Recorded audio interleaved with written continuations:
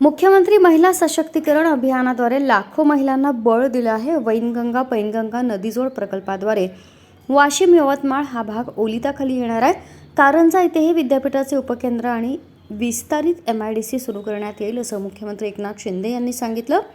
यवतमाळ वाशिमच्या शिवसेनेच्या उमेदवार सौ राजश्री पाटील यांच्या प्रचारासाठी वाशिम जिल्ह्यातील मंगरुळपीर इथं आयोजित सभेमध्ये ते बोलत होते।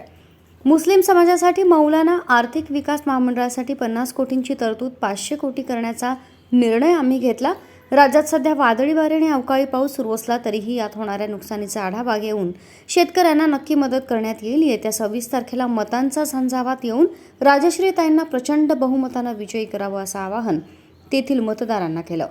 राज्यातील महायुती सरकार हे देणारे सरकार असून आजवर 35,000 कोटी रुपये शेतकऱ्यांना विविध शासकीय योजनांद्वारे दिले असल्याचं शिंदे यांनी सांगितलं।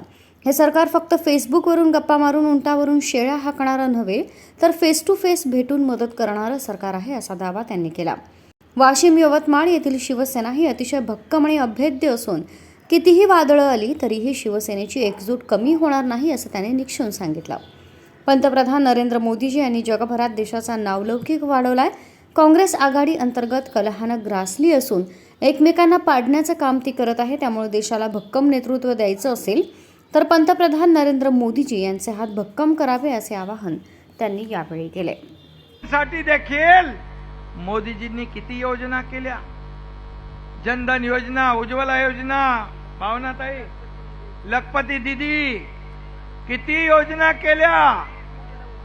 उमेदला आपण आपल्या राज्य सरकारने देखील आपण काय ते नवीन केलं ना, 6,000 मानधन केलं आपण। अरे 15,000 तर 30,000 केलं आपण बचत गटाचं।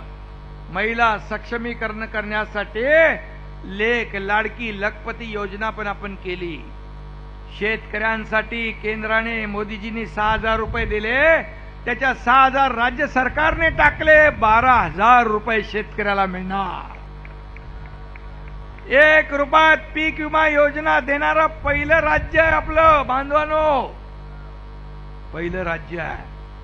आपण वयोश्री योजना केली, त्याच्यामध्ये DBT मध्ये 3,000 रुपये जमा होतील। आपण त्याचबरोबर